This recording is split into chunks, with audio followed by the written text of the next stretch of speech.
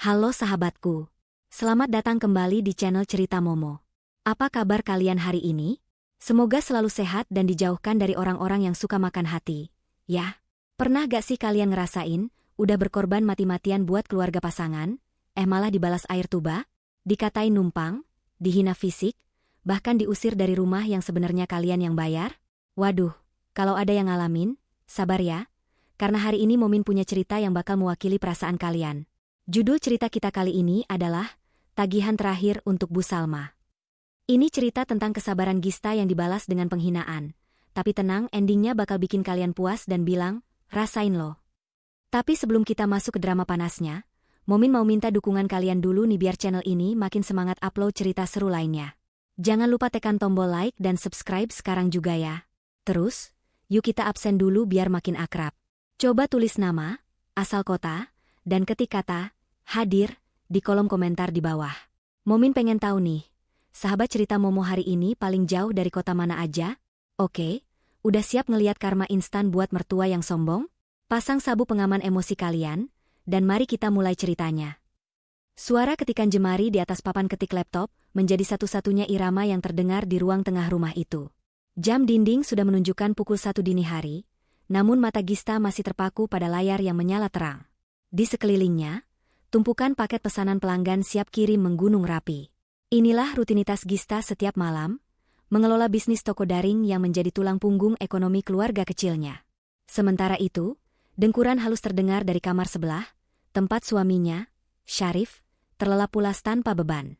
Pagi menyapa dengan terik matahari yang langsung menyengat. Gista baru saja selesai menyiapkan sarapan dan membereskan sisa pekerjaan semalam ketika suara riuh terdengar dari arah pintu depan. Itu suara Bu Salma, mertuanya, yang baru saja pulang dari arisan komplek. Wajah wanita parubaya itu tampak berseri-seri, tangannya menenteng sebuah tas tangan bermerek dengan warna merah menyala yang sangat mencolok. Aduh, Jeng Arum, ini lo tas yang ibu bilang kemarin. Kulit asli, impor langsung.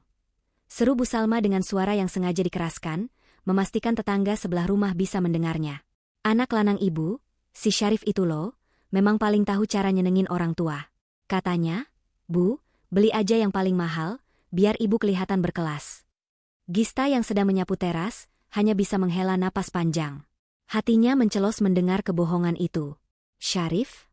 Membelikan tas seharga 5 juta rupiah? Gista ingin tertawa miris. Uang belanja bulanan saja sering kurang, boro-boro membelikan barang mewah. Itu semua dibeli menggunakan kartu kredit tambahan milik Gista yang dipegang oleh Syarif, dan tagihannya? Tentu saja Gista yang harus melunasinya akhir bulan nanti. Bu Salma melirik Gista sekilas dengan tatapan merendahkan, lalu kembali asyik berbincang dengan tetangga. Ya begitulah kalau punya anak laki-laki yang sukses dan berbakti. Nggak sia-sia ibu didik dari kecil. Gista memilih masuk ke dalam rumah, menelan rasa perih di dadanya. Ia tidak gila hormat, ia tidak butuh pujian. Tapi setidaknya, ia ingin dihargai. Bukan dianggap sebagai mesin ATM berjalan yang tidak terlihat. Siang harinya, Syarif pulang kerja lebih awal. Pria itu melempar tas kerjanya ke sofa, dan langsung berteriak memanggil istrinya. Gista, bikinin es teh manis dong, panas banget di luar. Gista yang sedang merekap penjualan bulanan segera bangkit. Ia membawakan segelas es teh manis untuk suaminya. Mas, tagihan listrik bulan ini naik lagi ya? AC di kamar ibu nyala terus 24 jam walau ibu lagi keluar. Ucap Gista pelan, mencoba membuka diskusi keuangan. Syarif menyeruput es tehnya dengan kasar lalu mendengus. Ya ampun, Gis. Sama orang tua kok hitung-hitungan banget sih? Biarin aja lah ibu mau pakai AC kek. Mau pakai kulkas kek. Itu rumah dia juga. Lagian rezeki aku kan lancar buat bayar itu semua. Gista terdiam. Rezeki lancar? Gaji Syarif sebagai staf administrasi biasa bahkan habis untuk cicilan motor sport yang ia inginkan dan rokoknya sendiri. Sisanya? Menguap entah kemana. Selama 3 tahun pernikahan ini, tabungan Gista lah yang menambal semua kebocoran kapal rumah tangga mereka. Malam harinya di meja makan, suasana terasa lebih mencekam dari biasanya. Bu Salma memandangi piring lauk di depannya dengan tatapan tidak selera. Hanya ada sayur sop, tempe goreng, dan sambal. Syarif, panggil Bu Salma dengan nada manja yang dibuat-buat. Ibu tuh tadi lihat di Instagram, ada restoran seafood baru buka di jalan depan. Teman-teman arisan ibu sudah pada nyoba. Kapan kamu ajak ibu ke sana? Bosen makan beginian terus. Kering kerontang. Syarif melirik Gista, memberikan kode mata agar istrinya yang menjawab. Gista menunduk, pura-pura sibuk menyendok nasi. Nanti ya, Bu. Kalau Syarif gajian, jawab Syarif asal. Halah, nunggu gajian kelamaan. Istrimu ini loh, kan jualannya laku keras. Masa buat nyenengin mertua sekali aja nggak bisa? Tembak Bu Salma langsung ke arah Gista. Gista meletakkan sendoknya perlahan. Bu, keuntungan bulan ini harus diputar lagi buat modal stok barang lebaran nanti. Lagi pula, kita baru saja bayar tagihan kartu kredit untuk tas baru Ibu. Wajah Bu Salma memerah, bukan karena malu, tapi karena marah. Ia membanting sendoknya ke piring hingga menimbulkan bunyi, terang, yang nyaring. Oh, jadi kamu ungkit-ungkit? Baru beliin tas satu aja sudah sombong. Kamu pikir anak saya nggak mampu? Asal kamu tahu ya, Gista. Tugas istri itu melayani suami dan keluarganya. Uangmu itu ya uang suami juga. Syarif hanya diam, menunduk memandangi nasinya, tidak berani membela istrinya barang satu kalimat pun. Dan satu lagi, lanjut Bu Salma, kini matanya menatap tajam ke perut rata Gista. Jangan cuma pinter cari duit tapi lupa kodrat. Tuh lihat si Nuri tetangga sebelah, baru nikah setahun sudah gendong bayi. Lah kamu, sudah 3 tahun, perut masih kosong melompong. Ruangan di rumah ini rasanya sepi, nggak ada tangisan bayi. Apa gunanya banyak duit kalau perempuan nggak bisa kasih keturunan? Mandul kok dipelihara. Kata-kata itu bagaikan petir yang menyambar tepat di jantung Gista. Tenggorokannya tercekat, matanya memanas. Ia menatap Syarif, berharap suaminya mengatakan sesuatu. Itu bukan salah Gista, Bu, atau, sabar Bu, kami sedang berusaha. Tapi tidak. Syarif justru memalingkan wajah dan pura-pura sibuk mengunyah tempe goreng, membiarkan ibunya menghujamkan belati kata-kata itu semakin dalam. Gista mengepalkan tangannya di bawah meja. Kukunya menancap di telapak tangan, menahan rasa sakit yang tak berdarah. Ia sadar, kesabarannya sedang diuji ke titik nadir. Rumah ini, orang-orang ini, semakin hari semakin menggerogoti kewarasannya. Namun malam itu, Gista masih memilih diam. Ia hanya belum tahu bahwa diamnya malam ini adalah awal dari badai besar yang akan segera ia datangkan untuk mereka. Hari-hari berlalu dengan ketegangan yang kian menebal di udara rumah itu. Setelah kejadian makan malam yang menyakitkan itu, Gista berusaha menenggelamkan dirinya dalam pekerjaan. Ia berpikir bahwa dengan menyibukkan diri, ia bisa melupakan rasa sakit hatinya. Namun, sore itu, tubuh Gista benar-benar menuntut istirahat. Kepalanya berdenyut nyeri karena kurang tidur, dan badannya terasa remuk redam setelah seharian mengurus pengiriman barang yang membludak. Rumah sedang sepi. Bu Salma sedang tidur siang di kamarnya yang sejuk ber-AC, sementara Syarif baru saja pulang dan langsung masuk ke kamar mandi untuk membersihkan diri. Gista memutuskan untuk duduk sejenak di sofa ruang tengah. Sofa empuk berwarna abu-abu itu adalah salah satu barang pertama yang ia beli dengan uang tabungannya sendiri saat mereka pindah ke rumah ini. Gista menyalakan televisi layar datar 50 inci yang terpampang gagah di dinding, barang mewah lain yang juga dibeli dari hasil keringatnya. Ia memilih saluran hiburan ringan, berharap tawa dari acara komedi bisa sedikit mengendurkan saraf-sarafnya yang tegang. Gista menyandarkan punggungnya, memejamkan mata sejenak sambil mendengarkan suara televisi. Untuk pertama kalinya dalam minggu ini, ia merasa sedikit rileks. Ia merasa berhak menikmati fasilitas di rumahnya sendiri barang sejenak. Namun, ketenangan itu tidak bertahan lama. Suara langkah kaki yang dihentakkan dengan keras terdengar mendekat. Gista membuka matanya dan melihat Bu Salma keluar dari kamar dengan wajah masam. Rambutnya masih sedikit berantakan bangun tidur, namun aura permusuhan sudah terpancar jelas dari sorot matanya. Wanita itu berjalan lurus ke arah meja televisi, tangannya menyambar remote yang tergeletak di samping Gista, dan tanpa babe ibu langsung menekan tombol power. Layar televisi seketika menjadi gelap. Hening menyergap ruangan itu secara tiba-tiba, menyisakan suara dengungan AC dari kamar Bu Salma yang pintunya terbuka. Gista terperanjat. Bu, kenapa dimatikan? Aku lagi nonton sebentar buat istirahat, tanya Gista dengan nada yang masih berusaha sopan, meski dadanya mulai bergemuruh. Bu Salma melempar remote itu ke sofa dengan kasar hingga memantul pelan. Ia berkacak pinggang, menatap menantunya dengan pandangan yang seolah-olah Gista adalah kotoran yang menempel di lantai bersihnya. Istirahat? Kamu pikir hidup itu cuma buat santai-santai? Sembur Bu Salma dengan suara melengking. Lihat tuh jam dinding. Masih sore sudah leha-leha nonton TV. Listrik itu mahal, Gista. Jangan boros. Mentang-mentang merasa cari duit, terus mau hambur-hamburkan listrik di rumah ini seenaknya. Gista menarik napas panjang, berusaha menahan emosinya agar tidak meledak. Bu, aku yang bayar token listriknya kemarin. Aku cuma nonton 15 menit. Apa salahnya? Mendengar jawaban Gista, mata Bu Salma melotot. Ia maju selangkah, menunjuk wajah Gista dengan jari telunjuknya yang dihiasi cincin emas tebal. Oh, berani menjawab kamu sekarang ya? Merasa hebat karena bayar token recehan itu? Tepat saat itu, pintu kamar mandi terbuka. Syarif keluar dengan handuk melilit di leher dan rambut yang masih basah. Ia melihat ketegangan antara istri dan ibunya. Gista menoleh ke arah suaminya dengan tatapan memohon. Tatapan yang menyeratkan keputusasaan, meminta suaminya untuk sekali saja menjadi penengah, untuk sekali saja mengatakan pada ibunya bahwa Gista berhak duduk di sana. Bahwa Gista juga pemilik rumah ini. Mas. Lirih Gista.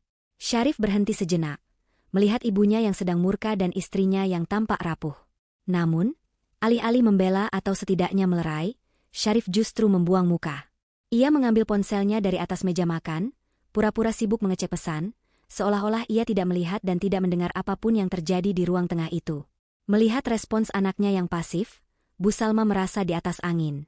Ia merasa mendapat dukungan diam-diam dari Syarif. Senyum sinis tersungging di bibirnya. Ia kembali menatap Gista dengan penuh kemenangan. Dengar ya, ucap Bu Salma dengan nada dingin yang menusuk tulang. Pergi ke kamarmu, perempuan mandul. Ruangan ini milikku.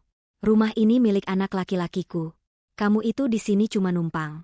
Kalau nggak bisa kasih keturunan, setidaknya jangan bikin tagihan listrik bengkak dengan tontonan nggak guna itu. Kalimat itu meluncur begitu saja tanpa saringan. Perempuan mandul. Ruangan ini milikku. Dunia Gista seakan berhenti berputar detik itu juga. Ia tidak lagi mendengar suara bising kendaraan dari luar. Yang terdengar di telinganya hanyalah denging panjang yang menyakitkan. Ia menatap sofa yang ia beli. Televisi yang ia cicil. Dinding rumah yang catnya ia pilih dan ia bayar. Semuanya tiba-tiba terasa asing. Bu Salma mengibaskan tangannya seolah mengusir lalat. Sana masuk. Bikin sakit mata saja lihat kamu duduk di situ kayak nyonya besar. Gista perlahan bangkit berdiri. Tidak ada air mata yang jatuh kali ini. Rasa sedih yang biasanya muncul kini berganti menjadi sesuatu yang dingin dan keras di dalam dadanya. Ia menatap Syarif sekali lagi. Suaminya itu kini sudah duduk di kursi makan, membelakangi mereka, asyik menggulir layar ponselnya seolah Gista tidak eksis. Sikap Syarif yang memalingkan wajah itu jauh lebih menyakitkan daripada bentakan Bu Salma. Itu adalah pengkhianatan dalam bentuk yang paling sunyi. Gista sadar sepenuhnya sekarang. Ia bukan lagi istri di rumah ini. Ia bukan menantu. Ia hanyalah orang asing yang dimanfaatkan dompetnya.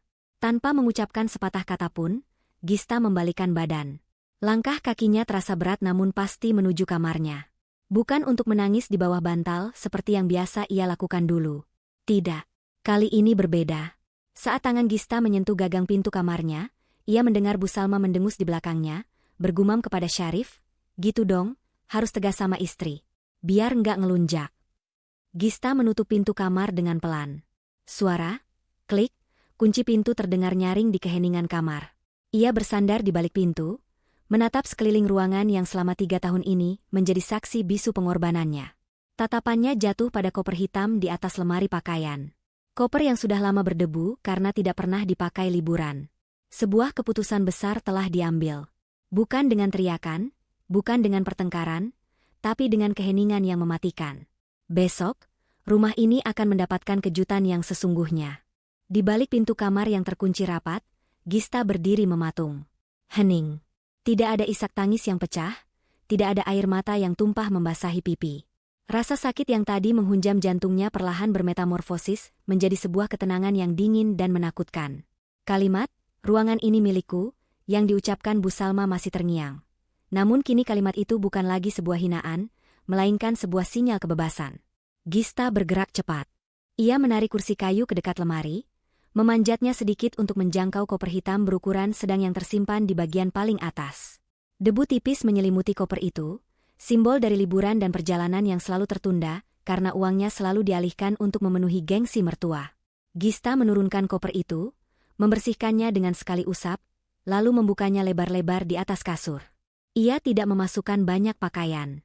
Hanya beberapa setel baju kerja, pakaian santai secukupnya, dan perlengkapan mandi. Ia tidak mengambil gaun-gaun pesta yang pernah dibelikan Syarif, yang sebenarnya dibeli pakai uang Gista juga, karena ia tidak ingin membawa kenangan apapun yang melekat pada kepalsuan rumah ini. Gista beralih ke meja kerjanya di sudut kamar. Ia memasukkan laptop, pengisi daya, dan hard disk eksternal. Benda-benda inilah nyawanya, sumber penghasilan yang selama ini menghidupi 3 mulut di rumah ini. Tanpa benda-benda ini, Gista hanyalah wanita biasa, tapi dengan benda-benda ini, ia adalah wanita mandiri yang tak terhentikan. Lalu, ia membuka laci paling bawah lemari, tempat ia menyimpan sebuah map plastik tebal berwarna biru. Gista memeriksa isinya dengan teliti. Buku nikah, ijazah, sertifikat deposito atas nama pribadinya, dan beberapa dokumen perjanjian perbankan. Ia memastikan tidak ada satu lembar pun kertas penting yang tertinggal. Terakhir, ia membuka kotak perhiasan kecil. Cincin kawin di jari manisnya ia lepas perlahan. Menatapnya sekilas dengan tatapan kosong, lalu meletakkannya di atas meja rias. Sebagai gantinya, ia mengenakan cincin emas putih bermata berlian, warisan almarhumah ibunya, yang jauh lebih berharga. Setelah semua siap, Gista merogoh ponsel dari saku celananya. Ia menekan sebuah nama di daftar kontak, Rina Lawyer. Hanya butuh 2 kali nada sambung sebelum suara di seberang sana menjawab. Halo, Gis? Tumben telepon malam-malam. Ada apa? Suara Rina terdengar cemas. Gista menarik napas dalam, memantapkan suaranya agar tidak terdengar bergetar. Rin, maaf ganggu. Aku butuh bantuan kamu. Aktifkan rencana B sekarang. Hening sejenak di ujung telepon. Rina, sahabat sekaligus konsultan hukum dan keuangannya, tahu betul apa arti kode itu. Mereka pernah membicarakannya setahun lalu saat Gista mulai merasa diperlakukan tidak adil. Namun saat itu Gista masih memilih bertahan demi cinta. Kamu yakin, Gis? Rencana B berarti pemutusan total. Total cut off, tanya Rina memastikan. Sangat yakin, Rin. Cabut semua fasilitas. Blokir kartu tambahan yang dipegang Syarif, bekukan rekening bersama, dan siapkan surat pencabutan penjaminan utang ke bank besok pagi-pagi sekali. Aku ingin semua akses keuangan mereka mati total dalam 24 jam. Oke, dimengerti. Aku proses malam ini juga lewat sistem perbankan prioritas. Besok pagi surat fisiknya akan dikirim kurir. Kamu di mana sekarang? Aku keluar malam ini. Aku akan menginap di apartemen studio lamaku. Makasih ya, Rin. Hati-hati, Gis. You deserve better. Tutup Rina. Gista mematikan sambungan telepon. Ia menutup resleting koper dengan gerakan tegas. Bunyi zip yang nyaring terdengar seperti suara penutup peti mati bagi pernikahannya. Gista menyeret koper itu keluar kamar. Roda koper bergemuruh pelan di lantai keramik. Saat ia melewati ruang tengah, Bu Salma dan Syarif masih ada di sana. Bu Salma sedang memijat kakinya sambil menonton televisi yang sudah dinyalakan kembali, sementara Syarif sedang merokok sambil main game di ponselnya. Mereka berdua menoleh kaget mendengar suara roda koper. Syarif yang pertama bereaksi. Ia menurunkan ponselnya, matanya membelalak melihat Gista yang rapi dengan koper di tangan. Loh, Gis? Mau kemana bawa koper malam-malam gini? Tanyanya dengan nada bingung, seolah amnesia dengan kejadian 1 jam yang lalu. Gista tidak menjawab. Ia bahkan tidak menoleh. Ia terus berjalan menuju pintu utama dengan pandangan lurus ke depan. Bu Salma mendengus keras, merasa drama menantunya ini terlalu berlebihan. Halah, Rif. Biarin aja. Paling dia cuma mau ngancem minggat ke rumah temannya. Biasa, perempuan kalau lagi sensitif suka cari perhatian, ucap Bu Salma dengan nada meremehkan. Gista membuka pintu depan. Angin malam langsung menerpa wajahnya. Melihat Gista benar-benar melangkah keluar tanpa pamit mencium tangan suaminya, emosi Bu Salma tersulut. Ia bangkit dari sofa dan berteriak ke arah punggung Gista yang semakin menjauh. Heh, pergi sana kalau berani. Jangan kira kami bakal nyariin kamu. Dasar istri pembangkang. Diusir sedikit saja langsung kabur. Teriak Bu Salma lantang, suaranya memecah keheningan malam komplek. Jangan balik ke sini kalau tidak bawa cucu. Rumah ini nggak butuh perempuan mandul yang cuma bikin sempit ruangan. Langkah Gista sempat terhenti sejenak di ambang pagar. Syarif diam saja di posisinya, tidak beranjak mengejar, yakin bahwa istrinya hanya menggertak. Gista tidak membalas teriakan itu. Ia tidak berbalik untuk memaki. Ia hanya melanjutkan langkahnya menuju taksi online yang sudah menunggunya di depan gerbang. Sopir taksi dengan sigap memasukkan kopernya ke bagasi. Saat Gista masuk ke dalam mobil dan pintu tertutup, ia melihat dari kaca jendela. Syarif dan Bu Salma masih berdiri di teras. Wajah mereka terlihat sombong dan angkuh. Merasa menang karena berhasil mengusir pengganggu di rumah mereka. Mereka tidak tahu bahwa saat mobil Gista melaju meninggalkan pekarangan itu, nyawa dari rumah itu pun ikut pergi bersamanya. Sesuai aplikasi ya, Bu? Tanya sopir taksi. Iya, Pak. Jalan saja. Jangan pernah lihat ke belakang, jawab Gista pelan. Malam itu, Gista tidur di apartemen kecilnya sendirian. Tanpa dengkuran suami yang tidak peduli, tanpa sindiran mertua yang menyakitkan. Untuk pertama kalinya dalam 3 tahun, ia tidur dengan perasaan merdeka. Sementara di rumah sana, bom waktu yang Gista pasang lewat telepon Rina tadi, detiknya mulai berjalan mundur. Tik-tok, tik-tok, menuju ledakan fajar esok hari. Cahaya matahari pagi menerobos masuk melalui celah-celah gorden ruang tengah yang belum dibuka. Jarum jam sudah menunjuk angka 9, waktu yang terbilang sangat siang untuk memulai aktivitas rumah tangga. Namun, suasana di rumah itu terasa sunyi senyap, berbeda dari biasanya yang selalu riuh dengan suara blender atau dentingan spatula di dapur sejak subuh. Bu Salma menggeliat di balik selimut tebalnya. Ia membuka mata perlahan, menarik napas panjang, dan tersenyum lebar. Udara pagi ini terasa jauh lebih segar baginya. Tidak ada wajah Gista yang menurutnya selalu membawa aura suram di rumah ini. Akhirnya, gumam Bu Salma sambil menyisir rambutnya dengan jari. Rumah ini kembali tenang. Tidak ada orang asing yang sok mengatur. Dengan langkah ringan bak seorang ratu yang baru bangun dari tidur cantiknya, Bu Salma berjalan keluar kamar. Ia membayangkan secangkir teh manis hangat dan sepiring nasi goreng spesial yang biasanya sudah tersaji di meja makan. Meskipun ia sering menghina masakan Gista, lidahnya tidak bisa memungkiri bahwa ia selalu menghabiskan sarapan buatan menantunya itu. Namun, senyum di wajah Bu Salma seketika luntur saat kakinya menapak di ruang makan. Meja makan itu kosong melompong. Tidak ada tudung saji yang menutupi hidangan, tidak ada uap panas dari gelas teh, bahkan tidak ada piring yang tertata. Yang ada hanya remah-remah kerupuk sisa makan malam kemarin yang belum sempat dibersihkan, karena Gista sudah keburu pergi. Syarif! Teriak Bu Salma, suaranya langsung meninggi memecah keheningan pagi. Syarif, bangun. Pintu kamar Syarif terbuka setengah. Pria itu keluar dengan wajah bantal, matanya masih menyipit menahan kantuk. Kaos oblongnya kusut, rambutnya mencuat ke sana kemari. Kenapa sih, Bu? Pagi-pagi sudah teriak. Syarif masih ngantuk nih, hari ini kan cuti, keluh Syarif sambil menggaruk perutnya. Lapar, Rif. Ibu lapar. Ini istri kamu yang manja itu benar-benar keterlaluan ya. Pergi minggat sih boleh saja. Tapi mbok ya sadar diri masak dulu buat suami dan mertua sebelum pergi. Masa meja makan kosong begini? Omel Bu Salma sambil menunjuk-nunjuk meja makan yang bersih dari makanan. Syarif menguap lebar, tidak terlalu mempedulikan omelan ibunya. Ia berjalan gontai menuju kulkas 2 pintu yang berdiri di sudut dapur. Ya sudah, Bu. Masak telur aja sendiri. Gampang kan? Tangan Syarif menarik gagang pintu kulkas. Hawa dingin berhembus keluar, tapi pemandangan di dalamnya membuat mata Syarif terbelalak. Kosong. Rak-rak kaca di dalam kulkas itu nyaris tak berpenghuni. Biasanya, kulkas itu penuh sesak dengan stok daging, sayuran segar, buah-buahan potong, susu kemasan mahal kesukaan Bu Salma, dan berbagai macam minuman dingin. Tapi sekarang, hanya ada 1 botol air mineral yang isinya tinggal setengah, sebutir telur ayam yang cangkangnya retak, dan toples sambal yang sudah mengering di pinggirannya. Loh, kok kosong? Syarif bergumam bingung. Ia baru ingat, biasanya setiap hari Jumat adalah jadwal Gista belanja bulanan untuk mengisi stok. Dan kemarin adalah hari Jumat. Gista pergi sebelum sempat mengisi lumbung makanan mereka. Apa kata kamu? Kosong? Bu Salma ikut melongok ke dalam kulkas. Wajahnya langsung berkerut jijik melihat kekosongan itu. Astagfirullah. Benar-benar istri durhaka. Dia sengaja mau bikin kita mati kelaparan. Rif, tegas sekali dia. Belum sempat emosi mereka mereda karena urusan perut, tiba-tiba terdengar suara yang sangat mengganggu telinga.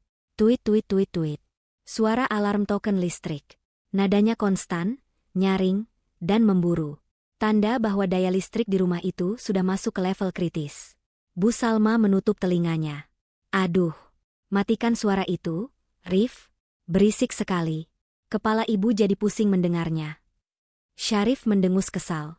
Ia melirik ke arah meteran listrik di dinding dekat pintu depan. Lampu indikatornya sudah berkedip merah dengan cepat. Habis pulsanya, Bu. Kemarin kan Gista bilang sudah mau habis. Ya isi dong. Masa nunggu ibu yang manjat dinding buat isi token? Sentak Bu Salma.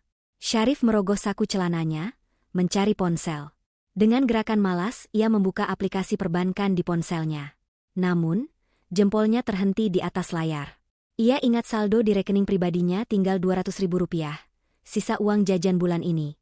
Biasanya, ia tinggal minta transfer ke Gista atau Gista yang mengisinya secara otomatis dari jarak jauh. Ah, malas banget harus keluar uang sendiri, gerutu Syarif dalam hati. Ia memasukkan kembali ponselnya ke saku. Kenapa diam saja? Cepat isi, desak Bu Salma. Nanti sajalah, Bu. Paling sebentar lagi juga diisi sama Gista. Jawab Syarif enteng sambil berjalan menuju sofa dan merebahkan dirinya di sana. Dia kan bisa isi lewat HP dari mana saja. Gista itu orangnya nggak tegaan, Bu. Mana mungkin dia biarin ibu kepanasan tanpa AC. Paling sekarang dia lagi mantau CCTV rumah lewat HP-nya. Nunggu kita kesusahan, terus dia isi deh biar dianggap pahlawan. Bu Salma mengangguk setuju, merasa analisis anaknya masuk akal. Ia ikut duduk di sofa, mengabaikan suara tweet-tweet yang terus berbunyi setiap detik. Iya juga ya, dia pasti cuma gertak sambal. Paling sekarang dia lagi nangis-nangis di kamar hotel murah. Nunggu kamu telepon minta dia pulang. Syarif nggak akan telepon, Bu. Biarin aja. Nanti kalau uangnya habis juga pulang sendiri, sujud di kaki ibu, sahut Syarif dengan nada angkuh. Betul itu. Jangan kasih hati. Biar dia tahu rasa gimana susahnya hidup tanpa suami. Tambah Bu Salma. Ya sudah, pesan makanan lewat aplikasi saja. Rif. Ibu mau bubur ayam yang mahal itu, yang toppingnya banyak. Pakai akun kamu yang tersambung ke kartu kredit Gista itu loh. Syarif mengangguk. Ia kembali mengeluarkan ponselnya dan memesan 2 porsi bubur ayam spesial beserta sate-sateannya. Total harganya hampir Rp100.000. Harga yang tak masuk akal untuk sarapan bubur, tapi mereka tidak peduli. Toh, bukan uang mereka. Pesanan terkonfirmasi. Syarif tersenyum puas. Beres, Bu. Makanan datang, kita tinggal duduk manis. Gista boleh pergi, tapi fasilitas jalan terus. Mereka berdua tertawa kecil, menertawakan kepergian Gista yang mereka anggap sebagai lelucon belaka. Mereka menikmati pagi itu dengan keyakinan penuh bahwa dunia mereka baik-baik saja. Bahwa Gista hanyalah pelayan yang sedang cuti sebentar dan akan kembali merangkak meminta pengampunan. Di sela-sela tawa mereka, suara tweet-tweet meteran listrik masih terus berbunyi, seolah menjadi hitungan mundur menuju kehancuran yang tak mereka sadari sedang mendekat dengan cepat di balik pintu gerbang. Mereka tidak tahu bahwa ketenangan pagi ini adalah hadiah terakhir sebelum badai yang sesungguhnya menerjang. Matahari siang itu bersinar tanpa ampun, memanggang atap rumah hingga suhu di dalam ruangan melonjak drastis. Setelah kekenyangan menyantap bubur ayam mahal yang dipesan tadi pagi, Bu Salma dan Syarif kini terkapar di ruang tengah. Namun, kenyamanan semu yang mereka rasakan mendadak sirna tepat pada pukul 2 siang. Suara tweet-tweet yang sejak pagi menjadi latar suara yang menyebalkan, tiba-tiba berhenti. Bukan karena diisi tokennya, melainkan mati total. Kipas angin dinding yang sedang berputar kencang mendadak melambat, baling-balingnya berputar lesu hingga akhirnya diam tak bergerak. Lampu indikator TV mati. Suara dengungan mesin kulkas di dapur pun senyap seketika. Loh, mati? Bu Salma terlonjak kaget dari posisi tidurnya. Keringat sebesar biji jagung mulai muncul di pelipisnya. Syarif, ini listriknya beneran mati. Panas banget ini, astaga. Syarif yang sedang asyik main game offline di ponselnya, karena wifi rumah juga ikut mati, mendengus kesal. Ia membanting ponselnya ke sofa. Ah, sialan. Gista ini benar-benar ngelunjak ya, Bu. Masa sampai jam segini belum diisi juga? Sengaja banget dia mau nyiksa kita. Telepon dia. Marahin. Perintah Bu Salma sambil menyambar sebuah majalah mode tua di atas meja, menggunakannya untuk mengipasi lehernya yang mulai lengket oleh keringat. Dasar perempuan nggak tahu diuntung. Udah numpang, fasilitas nggak dijaga. Syarif mencoba menelpon lagi, tapi hasilnya nihil.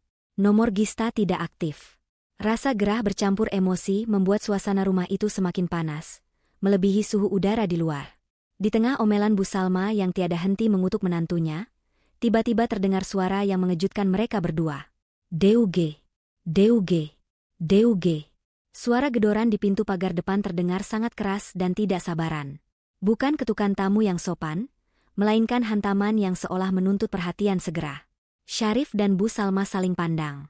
Sedetik kemudian, senyum kemenangan merekah di bibir Bu Salma. Ia tertawa kecil, tawa yang terdengar sangat puas. "Nah, itu dia," seru Bu Salma sambil menunjuk arah pintu depan dengan kipas majalahnya. "Dengarkan, Rif, itu pasti istrimu pulang. Lihat tuh, ngetuknya keras banget. Pasti dia panik karena nggak bisa masuk. Kuncinya kan dia tinggal di meja rias semalam." Syarif menyeringai, memperbaiki posisi duduknya menjadi lebih santai. "Pasti dia kepanasan di luar, Bu. Atau mungkin dia lari-lari dikejar tukang ojek karena nggak punya uang tunai buat bayar." "Jangan langsung dibuka, Rif," cegah Bu Salma cepat saat melihat Syarif hendak bangkit. "Biarin dulu, biar dia gedor-gedor sampai tangannya sakit. Biar dia tahu rasa gimana rasanya diabaikan. Tadi pagi kita kelaparan dia diam saja, sekarang giliran dia kita jemur di teras." DUG, DUG, DUG. Gedoran itu terdengar lagi, kali ini lebih keras dan disertai suara guncangan pada pagar besi. "Syarif," panggil Bu Salma. "Nanti kalau kamu buka pintu, jangan langsung senyum. Pasang muka marah. Bilang sama dia, kalau mau masuk rumah ini lagi, cium kaki ibu dulu." "Beres, Bu. Tenang aja. Syarif bakal kasih pelajaran biar dia nggak berani minggat-minggat lagi." Setelah membiarkan gedoran itu berlangsung selama hampir 5 menit, Syarif akhirnya berdiri. Ia berjalan menuju pintu depan dengan langkah yang sengaja dilambat-lambatkan. Ia mengatur ekspresi wajahnya agar terlihat sangar dan menakutkan. Di benaknya, ia sudah menyusun kalimat-kalimat pedas untuk menyambut Gista yang ia bayangkan sedang menangis memohon ampun di balik pintu. Syarif memutar kunci pintu utama, lalu membukanya dengan sentakan kasar. "Heh, ngapain gedor-gedor kayak orang gila? Udah puas minggatnya? Sini masuk, cium kaki I." Kalimat Syarif terputus di tenggorokan. Matanya membelalak lebar, mulutnya menganga tapi tak ada suara yang keluar. Sosok yang berdiri di hadapannya bukanlah Gista. Tidak ada wanita berbadan mungil dengan mata sembab yang ia harapkan. Di sana, berdiri 3 orang pria berbadan tegap. Pria yang berdiri paling depan mengenakan kemeja batik lengan panjang yang rapi, namun wajahnya kaku tanpa senyum sedikitpun. Di tangannya tergenggam sebuah map plastik tebal berwarna merah. Sementara 2 orang lainnya di belakangnya mengenakan pakaian safari hitam, dengan lengan berotot yang terlihat jelas siap meremukan apa saja. Aura intimidasi langsung menyergap Syarif. Nyalinya yang tadi setinggi langit mendadak ciut menjadi sebutir debu. Siapa ya?" tanya Syarif gagap. Kakinya refleks mundur selangkah. Pria berkemeja batik itu menatap Syarif dari ujung rambut sampai ujung kaki dengan tatapan menyelidik. Ia tidak menjawab pertanyaan Syarif, melainkan balik bertanya dengan suara bariton yang berat dan tegas. "Benar ini kediaman Bapak Syarif dan Ibu Salma?" Iya, benar. Saya Syarif," jawabnya ragu. Bu Salma yang merasa penasaran karena tidak mendengar suara tangisan Gista, berteriak dari dalam rumah. "Rif, siapa itu? Suruh Gista masuk. Jangan manja dia." Pria batik itu tersenyum tipis, senyum yang sama sekali tidak menyiratkan keramahan. Ia melangkah maju memasuki teras tanpa dipersilakan, diikuti oleh 2 pengawal di belakangnya. "Maaf, Pak, kami bukan Bu Gista," ucap pria itu sambil membuka map merah yang dibawanya. "Perkenalkan, nama saya Reno. Saya dari tim penagihan aset dan eksekusi jaminan bank." Syarif menelan ludah dengan susah payah. Kata penagihan dan eksekusi terdengar sangat asing dan mengerikan di telinganya. Ada urusan apa ya, Pak? Salah alamat mungkin?" elak Syarif, mencoba menyangkal firasat buruk yang mulai merayapi punggungnya. Pak Reno menggeleng pelan. "Tidak mungkin salah alamat, Pak. Kami datang untuk mencari penjamin utama aset di alamat ini, yaitu Ibu Gista. Tapi karena beliau tidak bisa dihubungi dan berdasarkan data terbaru, beliau sudah mencabut kuasa penjaminan, maka urusan ini sekarang jatuh ke tangan Anda dan Ibu Salma." Bu Salma akhirnya muncul di ambang pintu, wajahnya yang tadi sombong kini berubah pucat pasi melihat 3 pria asing bertubuh besar memenuhi teras rumahnya yang sempit. "Ada apa ini? Siapa kalian? Jangan macam-macam ya, ini rumah saya," bentak Bu Salma, mencoba mempertahankan sisa-sisa gengsinya meski suaranya bergetar. Pak Reno menatap Bu Salma dengan tatapan dingin. "Rumah ibu? Yakin ini rumah ibu?" Pertanyaan sederhana itu menggantung di udara, menciptakan ketegangan yang mencekik leher ibu dan anak itu. Siang yang terik itu mendadak terasa dingin, seolah mendung tebal baru saja turun tepat di atas kepala mereka. Lancang sekali kamu bicara. Bu Salma maju selangkah, menepis rasa takutnya dengan amarah yang meledak-ledak. Jari telunjuknya teracung tepat di depan wajah Pak Reno. Dengar ya, Pak. Rumah ini dibeli lunas oleh anak laki-laki saya, Syarif. Dia bekerja keras banting tulang untuk memberikan tempat tinggal layak bagi ibunya. Jadi jangan asal bicara mempertanyakan kepemilikan rumah ini. Syarif yang berdiri di belakang ibunya mengangguk cepat, berusaha membusungkan dadanya meski lututnya terasa lemas. Iya, benar. Ini rumah saya. Sertifikatnya atas nama saya, Syarif Hidayat. Kalian mau menipu ya? Mau memeras? Pak Reno tidak marah. Ia justru tertawa kecil, sebuah tawa kering yang terdengar meremehkan. Ia menoleh kepada dua rekannya yang berbadan tegap, seolah mengajak mereka menikmati lelucon yang baru saja didengarnya. Dibeli lunas? Banting tulang? Ulang Pak Reno dengan nada satir. Perlahan, ia membuka map merah di tangannya dan menarik selembar dokumen panjang dengan kop surat resmi bank ternama. Mari kita luruskan dongeng indah ibu dan bapak ini dengan sedikit realita. Pak Reno menyodorkan kertas itu ke hadapan wajah Syarif. Silakan dibaca, Pak Syarif. Ini adalah salinan perjanjian kredit KPR, kredit kendaraan bermotor, dan kredit multiguna untuk perabotan rumah tangga. Semuanya tercatat atas nama Bapak Syarif Hidayat sebagai debitur. Benar? Syarif menyipitkan mata membaca dokumen itu. Di sana tertulis namanya dengan jelas. Iya, benar kan? Nama saya. Berarti ini milik saya. Serunya bangga, merasa menang. Baca lagi baris di bawahnya, Pak, potong Pak Reno tajam. Di kolom, penjamin utama, dan sumber dana pembayaran. Mata Syarif turun ke baris yang ditunjuk. Di sana tertulis nama Gista Pratiwi.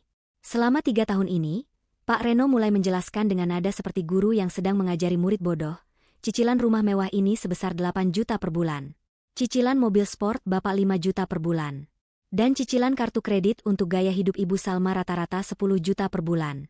Total kewajiban bulanan keluarga ini adalah 23 juta rupiah. Pak Reno menatap Syarif lekat-lekat. Boleh saya tahu, Pak Syarif, gaji Bapak sebagai staf administrasi berapa? 4 juta? 5 juta? Wajah Syarif seketika memerah padam. Keringat dingin mulai mengucur deras di punggungnya. Ia tidak bisa menjawab. Mulutnya terkunci rapat. Matematikanya sederhana. Bu Salma, lanjut Pak Reno, kini beralih menatap wanita tua itu. Anak ibu tidak pernah membeli rumah ini. Anak ibu hanya meminjamkan namanya. Yang membayar setiap sen, setiap batu bata, setiap hembusan udara dingin AC yang ibu nikmati selama ini, adalah Ibu Gista. Istri yang ibu sebut, menumpang, itu sebenarnya adalah pondasi yang menahan atap rumah ini agar tidak rubuh menimpa kepala kalian. Bu Salma terhuyung ke belakang, tangannya merabat tembok mencari pegangan. Enggak mungkin. Kamu pasti bohong. Gista itu cuma jualan online recehan. Mana mungkin dia punya uang sebanyak itu? Syarif yang kasih uang ke dia. Data perbankan tidak pernah berbohong. Bu, sahut Pak Reno dingin. Rekening Ibu Gista lah yang terdebet otomatis setiap tanggal 1. Tidak pernah telat sehari pun. Sampai hari ini. Pak Reno menutup map merahnya dengan bunyi plak yang keras. Pagi ini, pukul 8 WIB, kantor kami menerima surat notaris dari Ibu Gista. Beliau secara resmi mengundurkan diri sebagai penjamin utang Bapak Syarif dan mencabut akses auto debit dari rekening pribadinya. Beliau menyatakan tidak lagi bertanggung jawab atas 1 rupiah pun hutang yang ada di alamat ini. Keheningan yang mencekam menyelimuti teras rumah itu. Syarif merasa kakinya tidak lagi menapak di bumi. Dunia fantasinya, di mana ia adalah kepala keluarga yang sukses dan kaya raya, hancur berkeping-keping dalam hitungan detik. Jadi, suara Pak Reno berubah menjadi sangat serius dan mengancam. Karena penjamin utama sudah mundur, maka status kredit ini jatuh tempo sekarang juga. Bank tidak percaya pada kapasitas bayar Pak Syarif yang maaf, pas-pasan. Kami meminta pelunasan sisa hutang total sebesar 850 juta rupiah, atau penyitaan aset akan dilakukan. 800 juta, gumam Syarif dengan suara parau. Benar.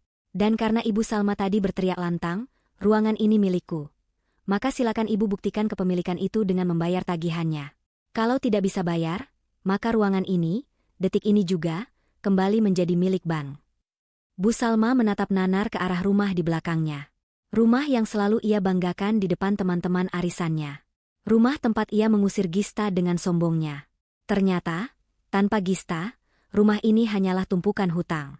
Tunggu, Pak, beri kami waktu. Syarif mencoba bernegosiasi, suaranya gemetar hebat. Saya akan hubungi istri saya. Gista pasti cuma salah paham. Dia pasti mau bayar lagi. Jangan disita dulu. Pak Reno menggeleng tegas. Ibu Gista sudah memblokir akses negosiasi dari pihak kami untuk membantu kalian.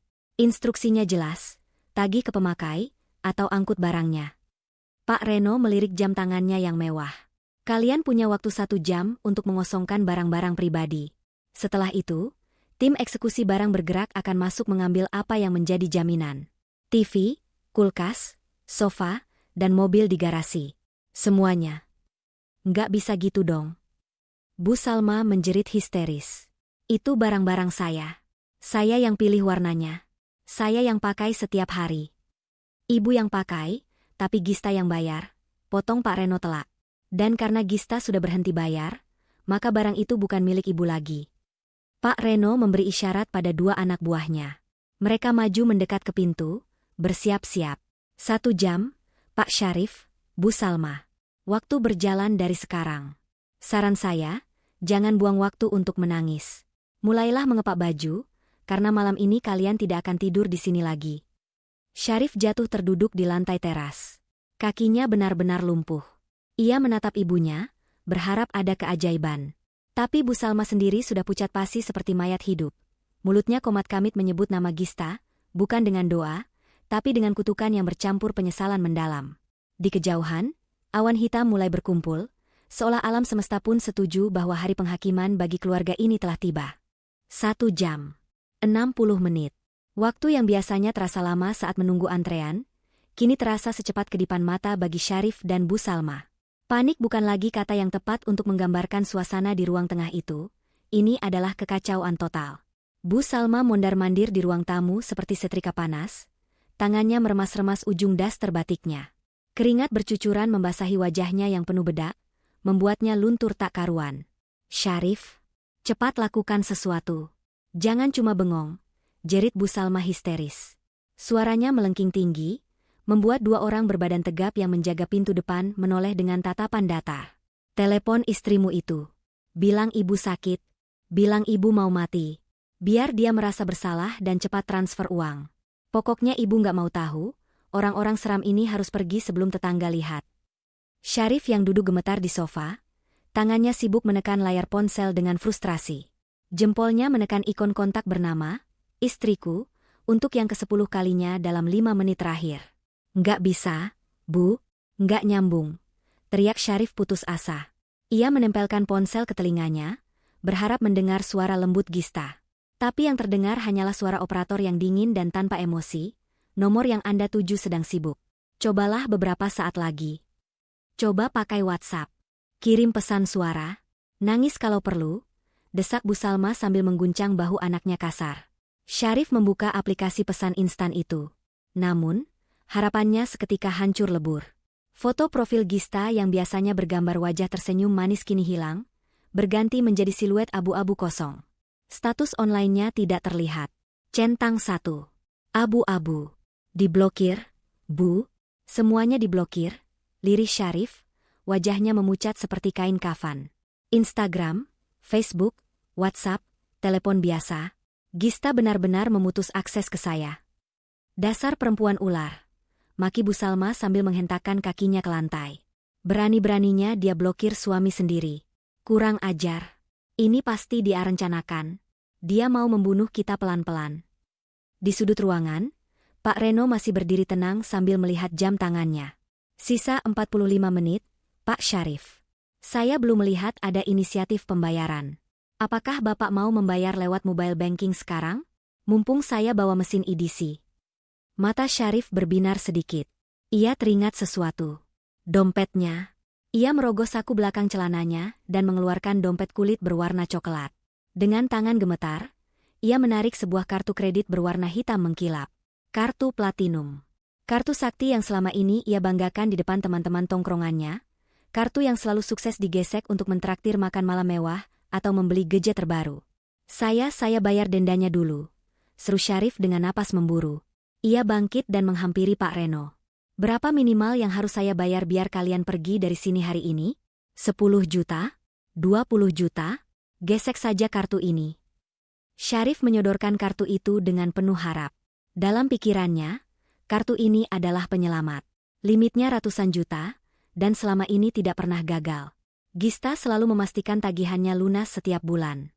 Pak Reno menerima kartu itu, menatapnya sekilas, lalu memasukkannya ke dalam mesin edisi yang ia bawa.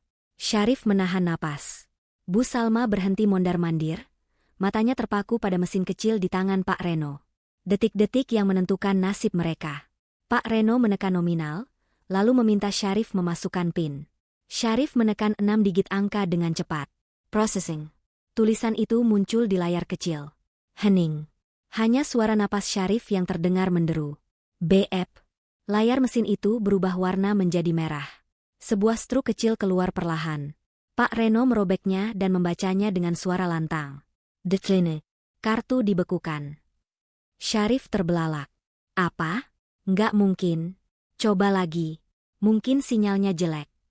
Pak Reno menggeleng, tapi menuruti permintaan Syarif. Ia menggesek sekali lagi. Hasilnya sama. Decline. Kartu ini sudah dilaporkan hilang atau dicuri oleh pemegang utama pagi ini. Pak, jelas Pak Reno datar, mengembalikan kartu itu pada Syarif. Pihak bank langsung memblokir semua transaksi. Kartu ini sekarang tidak lebih berharga daripada potongan plastik sampah. Lutut Syarif lemas. Ia ambruk kembali ke sofa. Kartu itu terlepas dari tangannya, jatuh tergeletak di lantai ubin yang dingin. Simbol kejayaannya, simbol harga dirinya sebagai suami kaya, kini hanyalah sampah. Gista. Gumam Syarif tak percaya. Dia benar-benar tega. Bukan tega, Pak, sela Pak Reno tajam. Itu namanya cerdas finansial. Untuk apa membiayai orang yang tidak menghargai pemberi dana? Bu Salma yang mendengar itu langsung meledak tangisnya. Bukan tangis sedih, tapi tangis marah dan malu. Aduh, mati aku. Kalau kartu itu nggak bisa dipakai, kita bayar pakai apa? Uang ibu di dompet cuma ada 50 ribu. Syarif, kamu punya tabungan sendiri kan? Kamu kerja bertahun-tahun masa nggak punya simpanan? Syarif menunduk dalam-dalam, menghindari tatapan ibunya yang menuntut. Tabungan Syarif habis, Bu. Buat modif motor bulan lalu, terus buat beli jam tangan yang ibu minta pas ulang tahun. Apa? Bu Salma menjerit, tangannya memukul-mukul dada Syarif. Jadi kamu nggak punya uang sepeser pun? Kamu ini laki-laki macam apa? Istri minggat kamu miskin mendadak. Goblok. Goblok. Ibu juga yang minta ini itu. Balas Syarif membentak, kesabarannya habis karena terus dipojokkan. Ibu yang suruh Syarif jangan kasih uang ke Gista biar dia tunduk. Ibu yang bilang Gista itu cuma sapi perah. Sekarang sapinya pergi, ibu nyalahin Syarif? Pertengkaran hebat pun pecah di antara ibu dan anak itu. Saling menyalahkan, saling tuding, membuka aib masing-masing di depan orang asing. Suara mereka menggema di ruangan yang panas dan pengap karena AC mati. Pak Reno hanya menggelengkan kepala melihat drama murahan di depannya. Ia mengangkat tangannya, memberi kode pada dua anak buahnya. Waktu habis untuk drama, ucap Pak Reno tegas, suaranya memotong teriakan Bu Salma. Karena tidak ada pembayaran dan kartu ditolak, kita masuk ke prosedur penyitaan. Salah satu pria berbadan besar itu mengeluarkan gulungan stiker merah besar bertuliskan disita dalam pengawasan bank. Ia berjalan menuju televisi besar 50 inci yang ada di dinding. Jangan! Teriak Bu Salma, berlari menghalangi TV itu dengan merentangkan tangannya. Ini TV kesayangan saya. Saya nonton sinetron di sini setiap malam. Jangan diambil. Pria besar itu tidak peduli. Dengan satu gerakan tangan yang kuat namun tidak kasar, ia menggeser tubuh ringkih Bu Salma ke samping. Sret! Stiker merah besar ditempel menyilang di layar TV. Televisi, disita, ucap pria itu mencatat di papan jalannya. Pria yang satu lagi berjalan ke dapur. Terdengar suara stiker ditempel di kulkas 2 pintu. Kulkas, disita.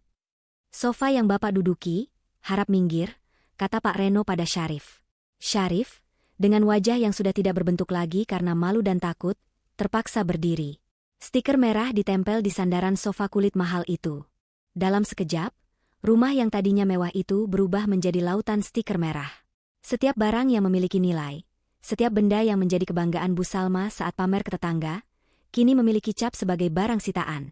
Mobil di garasi, perintah Pak Reno. Ambil kuncinya. Syarif meraba sakunya dengan tangan gemetar.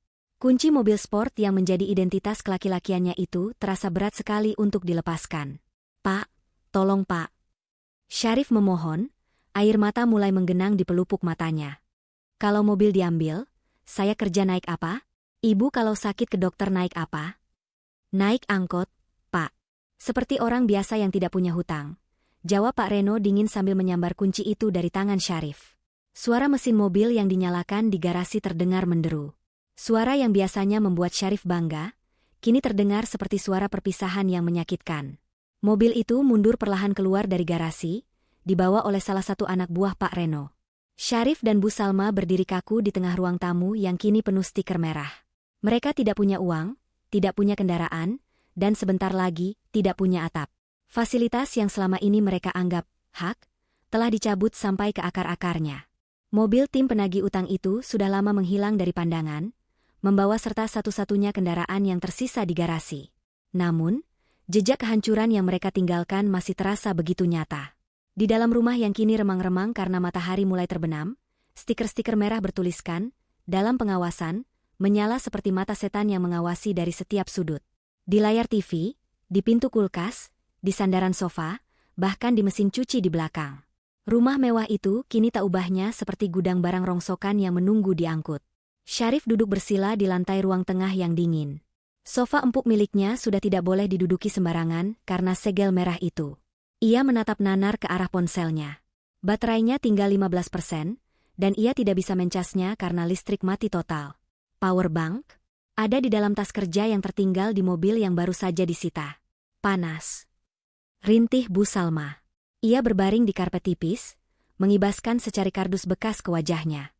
Rif, nyalain genset dong. Ibu nggak kuat. Napas ibu sesak kalau gelap dan panas begini. Syarif tertawa. Tawa yang kosong dan hampa. Genset? Ibu lupa? Genset itu dijual 2 bulan lalu buat nambahin beli tas ibu yang warna merah itu. Ibu bilang, alah, listrik jarang mati ini, mending buat gaya. Bu Salma terdiam sejenak, lalu mendengus marah.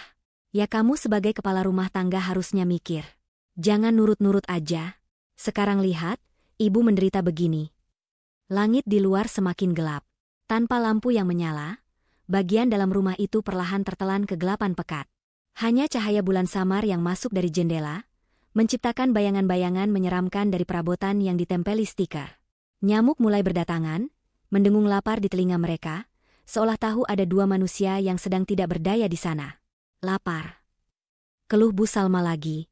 Pesan makanan lagi sana, Rif. Pakai aplikasi yang bayar nanti itu loh. Yang pay-later itu. Nggak bisa, Bu, jawab Syarif lelah. Kenapa nggak bisa? Kamu jangan pelit sama orang tua. Syarif melempar ponselnya ke lantai di hadapan ibunya. Layarnya menyala redup menampilkan halaman login aplikasi ojek online. Lihat sendiri, Bu, akunnya logout. Keluar sendiri, bentak Syarif. Tadi Syarif coba masuk lagi, passwordnya salah. Syarif coba, lupa password. Email pemulihannya sudah diganti ke email Gista. Semuanya, Bu, akun Gojek, Grab, Shopee, Traveloka, Netflix semuanya akun Gista. Kita selama ini cuma nebeng di akun dia. Syarif menjambak rambutnya sendiri dengan frustrasi. Selama ini Syarif pikir Syarif yang pegang kendali. Ternyata Syarif cuma penumpang gelap di hidup istri sendiri. Begitu dia turunkan kita di pinggir jalan, kita nggak tahu arah pulang. Bu Salma bangkit duduk, matanya menyalang dalam kegelapan. Oh, jadi kamu nyalahin ibu? Kamu mau bilang ini semua salah ibu? Iya. Syarif berteriak. Suaranya menggema di ruangan kosong itu, meledak setelah bertahun-tahun dipendam. Untuk pertama kalinya dalam hidupnya, Syarif berdiri menantang ibunya. Urat-urat lehernya menonjol keluar. Ini semua gara-gara ibu. Ibu yang selalu merongrong. Ibu yang selalu hina Gista. Gista pelit, Gista mandul, Gista cuma numpang. Padahal Gista yang bayar semuanya, Bu. Gista yang bayar cicilan rumah ini biar ibu bisa pamer ke teman arisan. Gista yang bayar cicilan mobil biar ibu bisa diantar jemput kayak nyonya besar. Gista yang isi token listrik biar ibu bisa tidur nyenyak pakai AC. Syarif menunjuk wajah ibunya dengan telunjuk gemetar. Dan kemarin, ibu usir dia. Ibu bilang, ruangan ini milikku.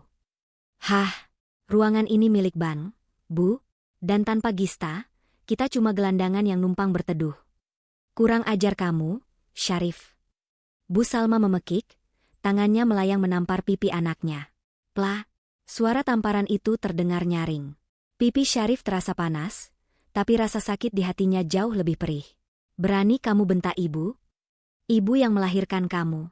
Ibu yang membesarkan kamu sendirian setelah bapakmu minggat. Bu Salma menangis histeris, memukuli dada Syarif bertubi-tubi. Kamu lebih membela istri mandul itu daripada ibumu sendiri? Anak durhaka. Pasti kamu sudah diguna-guna sama perempuan itu. Syarif tidak melawan. Ia membiarkan ibunya memukulnya. Ia hanya berdiri diam, air matanya menetes perlahan. Bukan diguna-guna, Bu. Lirih Syarif disela isak tangis ibunya. Tapi Syarif sadar. Syarif yang bodoh. Syarif laki-laki yang berlindung di ketiak ibu dan makan dari keringat istri. Syarif suami yang gagal. Syarif mundur perlahan, menjauh dari ibunya yang kini terduduk lemas di lantai sambil meraung-raung. Sekarang nikmati, Bu, ucap Syarif dingin. Nikmati, ruangan milik ibu, ini. Panas. Banyak nyamuk. Dan besok pagi, kita harus angkat kaki karena rumah ini akan digembok Bang. Syarif berjalan meraba-raba dinding menuju kamarnya. Ia ingin tidur. Ia ingin memejamkan mata dan berharap saat bangun nanti, ini semua hanya mimpi buruk. Berharap saat ia membuka mata, ada aroma nasi goreng buatan Gista dan senyum manis istrinya yang menyambut pagi. Tapi saat ia sampai di pintu kamar, ia sadar itu tidak mungkin terjadi. Di pintu kamarnya pun tertempel stiker merah yang sama. Bahkan tempat tidurnya, tempat ia dan Gista pernah bermimpi membangun masa depan, kini sudah menjadi barang sitaan.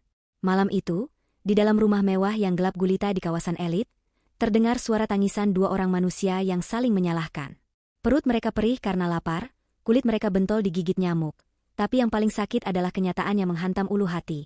Langit di atas kepala mereka benar-benar telah runtuh, dan tidak ada lagi tangan lembut Gista yang akan menahannya. Syarif meringkuk di lantai kamar tanpa alas, memeluk lututnya. Di kegelapan itu, ia membisikkan satu nama dengan penuh penyesalan yang terlambat. Gista, maafin Mas. Namun, tidak ada jawaban. Hanya suara jangkrik dari taman belakang yang seolah menertawakan nasib mereka. Di luar sana, dunia terus berputar. Orang-orang makan enak, tidur nyenyak. Sementara Syarif dan Bu Salma terjebak dalam neraka yang mereka ciptakan sendiri. Pagi itu, Syarif melangkah keluar dari rumah dengan penampilan yang jauh dari kata layak. Kemeja kerjanya kusut masai karena dipakai tidur semalaman di lantai, wajahnya berminyak, dan aroma tubuhnya mulai apek karena tidak mandi. Air di kamar mandi sudah habis dan pompa air mati total tanpa listrik. Ia berjalan kaki menyusuri trotoar, mengabaikan tatapan aneh orang-orang yang berpapasan dengannya. Mobil sportnya sudah tidak ada, uang di dompetnya nihil. Satu-satunya tujuannya adalah kantor Rina, sahabat Gista, yang alamatnya pernah ia lihat sekilas di kartu nama. Beruntung, jarak kantor hukum Rina tidak terlalu jauh. Dengan napas terengah-engah dan keringat bercucuran, Syarif sampai di sana. Setelah memohon-mohon pada resepsionis dengan wajah memelas, akhirnya ia mendapatkan informasi bahwa Gista sedang berada di sebuah kafe eksklusif di pusat kota untuk makan siang. Syarif berlari lagi. Ia harus bertemu Gista. Ia harus memperbaiki segalanya sebelum matahari terbenam, dan Ban menyegel pintu rumahnya permanen. Sesampainya di kafe tersebut, kontras yang menyakitkan langsung menampar wajah Syarif. Kafe itu dingin, harum aroma kopi mahal, dan dipenuhi orang-orang berpakaian rapi. Syarif merasa seperti gelandangan yang salah masuk istana. Matanya menyapu sekeliling, mencari sosok yang ia rindukan sekaligus ia takuti. Di sudut ruangan, dekat jendela kaca besar yang menghadap taman, ia melihatnya. Gista duduk di sana. Wanita itu tampak berbeda. Sangat berbeda. Gista mengenakan blazer putih bersih yang membalut tubuh mungilnya dengan elegan. Rambutnya ditata rapi, wajahnya dipoles make up tipis yang membuatnya terlihat segar dan bercahaya. Tidak ada lagi kantung mata hitam yang biasa Syarif lihat setiap pagi. Di hadapannya tersaji secangkir latte dan sepiring krowasang. Ia tampak tenang, berkelas, dan bahagia. Syarif memberanikan diri mendekat. Kakinya gemetar. Gis. Panggil Syarif lirih. Gista menoleh perlahan. Tidak ada ekspresi kaget di wajahnya. Ia menatap Syarif dari atas ke bawah, melihat kekacauan penampilan suaminya dengan tatapan datar, seolah sedang melihat orang asing yang tidak sengaja lewat. Duduk, Mas. Aku sudah menduga kamu akan mencariku, ucap Gista tenang, suaranya dingin namun sopan. Syarif menarik kursi di hadapan Gista, dan langsung menjatuhkan dirinya di sana. Ia ingin meraih tangan istrinya, tapi Gista menarik tangannya menjauh dan meletakkannya di pangkuan. Gis, tolongin Mas, Gis. Syarif langsung merengek, air matanya merebak. Pulanglah. Ibu sakit di rumah. Listrik mati, air mati, makanan gak ada. Kami tidur digigit nyamuk semalaman. Mas mohon, bayar tagihannya. Mas janji bakal berubah. Mas bakal tegur ibu biar gak galak lagi sama kamu. Gista menyesap kopinya perlahan, menikmati setiap tetesnya, membiarkan Syarif menyelesaikan rengekan panjangnya. Syarif, potong Gista pelan setelah meletakkan cangkirnya. Kamu minta aku pulang? Pulang kemana? Ke ruangan milik ibu. Itu rumah kita, Gis. Rumah kamu juga. Bukan, bantah Gista tegas. Itu rumah kamu dan ibumu. Aku cuma mesin ATM yang kalian taruh di pojok ruangan. Begitu mesinnya rusak atau pergi, kalian bingung. Itu bukan cinta, Mas. Itu eksploitasi. Tapi kita suami istri, Gis. Kita sudah janji sehidup semati. Syarif mencoba menggunakan kartu emosional. Oke, Mas salah. Ibu salah. Tapi apa kamu gak kasihan sama masa depan kita? Kata ibu, kamu harus banyak istirahat biar bisa hamil. Mas janji bakal kerja lebih keras biar kamu bisa program hamil. Kita bikin anak, Gis. Cucu buat ibu. Mendengar kata hamil dan anak, Gista tersenyum miring. Senyum yang penuh arti dan membuat bulu kuduk Syarif meremang. Gista merogoh tas tangannya, mengeluarkan sebuah amplop putih kecil dan meletakkannya di meja. Bukan amplop uang. Mas, ada satu hal yang selama ini aku rahasiakan dari kamu dan ibumu, ucap Gista, matanya menatap tajam manik mata Syarif. Kalian selalu menghinaku mandul. Kalian bilang aku perempuan tak sempurna, karena rahimku kosong selama 3 tahun. Gista membuka amplop itu, mengeluarkan selembar kertas hasil pemeriksaan medis, dan sebuah papan sisa pil kontrasepsi yang sudah kosong. Aku subur, Mas. Sangat subur. Dokter bilang tidak ada satupun yang salah dengan rahimku. Syarif terbelalak melihat bukti medis itu. Terus, kenapa? Kenapa belum hamil? Karena aku yang memilih untuk tidak hamil, jawab Gista, suaranya terdengar seperti vonis hakim. Setiap malam, aku minum pil ini diam-diam. Kenapa? Karena aku sadar, Mas, aku tidak mau menghadirkan seorang anak ke dalam neraka yang kalian sebut rumah tangga. Gista mencondongkan tubuhnya ke depan, menatap Syarif dengan intensitas yang mematikan. Bayangkan, Mas, kalau aku punya anak, dia akan punya nenek seperti Bu Salma yang kerjanya menghina ibunya sendiri. Dia akan punya ayah sepertimu, yang tidak punya tulang punggung dan cuma bisa berlindung di ketiak ibunya. Anakku tidak pantas mendapatkan keluarga toksik seperti itu. Jadi, aku menundanya. Aku menunggu sampai aku yakin apakah kamu layak jadi ayah. Dan ternyata jawabannya tidak. Syarif merasa ditampar ribuan kali. Fakta ini jauh lebih menyakitkan daripada kemiskinan yang baru saja menimpanya. Ternyata selama ini Gista bukan tidak bisa, tapi tidak sudi. Harga diri Syarif sebagai laki-laki hancur lebur menjadi debu. Kamu tega, Gis. Bisik Syarif, suaranya hilang ditelan keramaian kafe. Lebih tega mana sama kalian yang memeras keringatku tapi menginjak-injak harga diriku? Balas Gista cepat. Gista kemudian mengeluarkan satu map lagi. Map berwarna coklat dengan kop surat pengadilan agama. Ia menyorongkannya ke hadapan Syarif. Tanda tangani ini. Surat gugatan cerai. Aku sudah urus semuanya lewat Rina. Aku tidak minta harta gono gini. Ambil saja semua barang rongsokan di rumah itu, kalau Bang belum ambil. Aku cuma minta kebebasanku kembali. Syarif menatap map coklat itu dengan tangan gemetar. Kalau Mas nggak mau tanda tangan, silakan saja, jawab Gista santai sambil berdiri dan merapikan blazernya. Prosesnya akan lebih lama di pengadilan, dan selama proses itu berjalan, kamu dan ibumu tetap harus mencari tempat tinggal sendiri, karena Bang akan menyegel rumah itu sore ini. Aku sudah tidak peduli. Gista mengambil tasnya, lalu menatap Syarif untuk terakhir kalinya. Tatapan itu bukan lagi tatapan istri yang memuja, melainkan tatapan wanita asing yang merasa kasihan melihat pengemis di pinggir jalan. Selamat tinggal, Syarif. Sampaikan salamku pada Bu Salma. Bilang padanya, ruangan itu sekarang benar-benar miliknya sendiri. Kosong, gelap, dan sunyi. Persis seperti hatinya. Tanpa menunggu jawaban, Gista membalikkan badan dan melangkah pergi. Bunyi hak sepatu tingginya tak terdengar tegas menjauh, meninggalkan Syarif yang terduduk lemas di tengah kafe mewah. Di hadapannya tergeletak map perceraian dan sisa kopi Gista yang masih hangat. Sementara di luar sana, dunia Syarif sudah benar-benar dingin dan beku. Matahari sore itu tidak memancarkan kehangatan, melainkan menjadi sorotan lampu panggung terakhir bagi drama kejatuhan keluarga Bu Salma. Sebuah truk box berwarna kuning terparkir miring di depan pagar rumah, menutupi separuh jalan komplek. Pintu belakang truk itu terbuka lebar, siap menelan apa saja yang ada di dalamnya.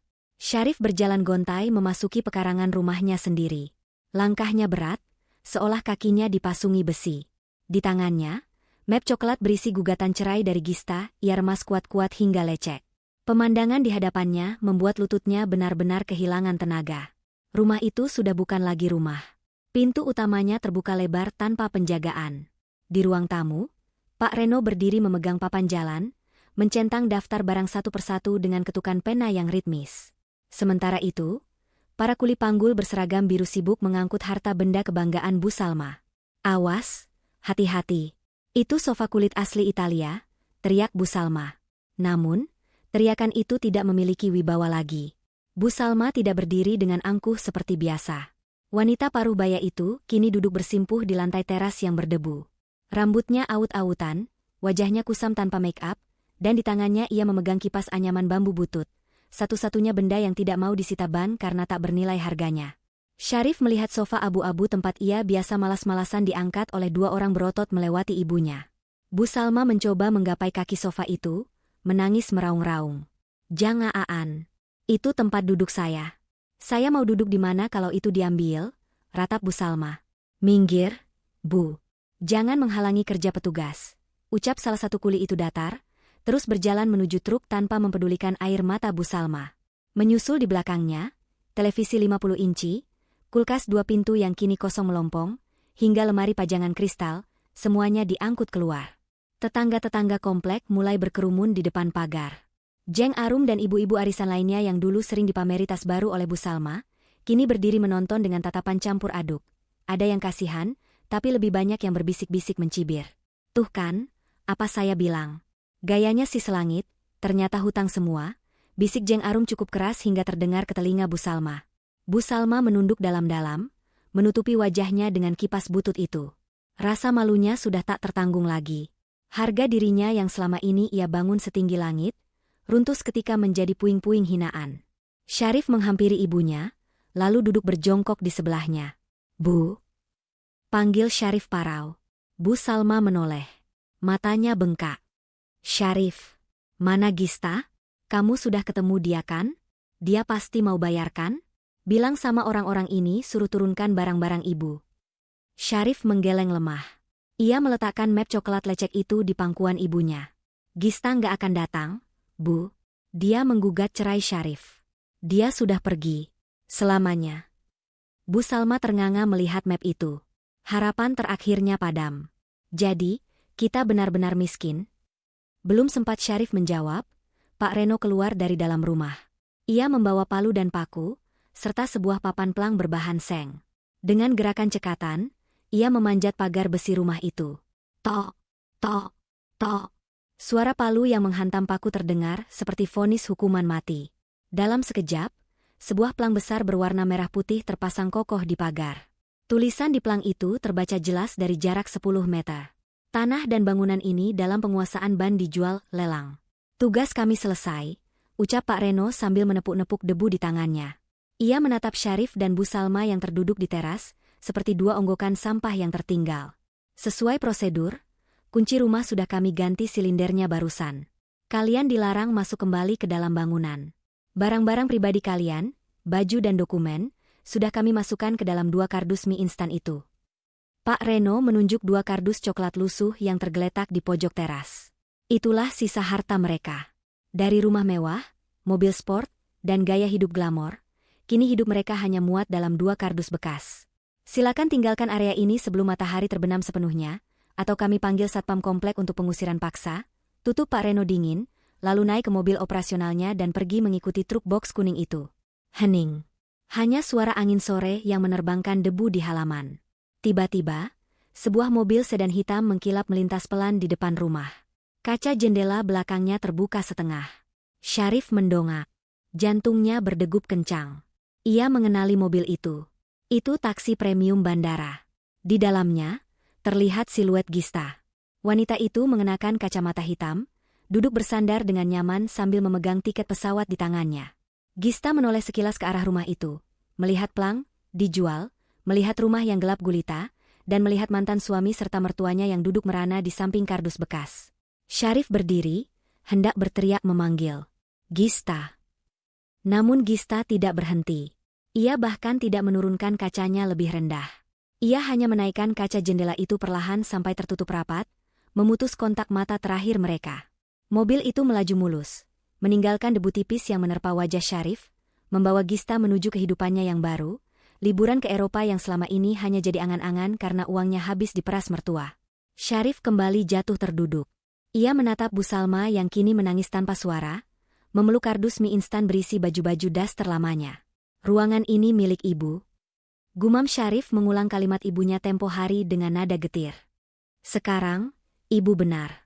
Ruangan kosong dan gelap ini, kenangannya jadi milik ibu selamanya." Malam pun turun membungkus komplek elit itu. Di trotoar depan rumah mewah yang kini tergembok rapat, 2 sosok manusia berjalan tertatih-tatih menyeret kardus, diiringi tatapan tetangga dan perut yang keroncongan, memulai babak baru kehidupan mereka sebagai orang asing yang tak punya apa-apa. Pesan moral cerita ini: jangan menggigit tangan yang memberimu makan, hargailah pasangan atau orang yang telah berkorban membiayai hidupmu. Keserakahan dan rasa tidak bersyukur hanya akan membawa pada kehancuran. Gaya hidup bukan segalanya. Jangan memaksakan gaya hidup mewah demi gengsi dan pujian orang lain, apalagi jika itu dibangun di atas penderitaan pasangan sendiri. Kesabaran ada batasnya, diamnya seseorang yang sabar bukan berarti kelemahan. Ketika orang yang tulus sudah lelah dan memilih pergi, tidak ada penyesalan yang mampu membawanya kembali.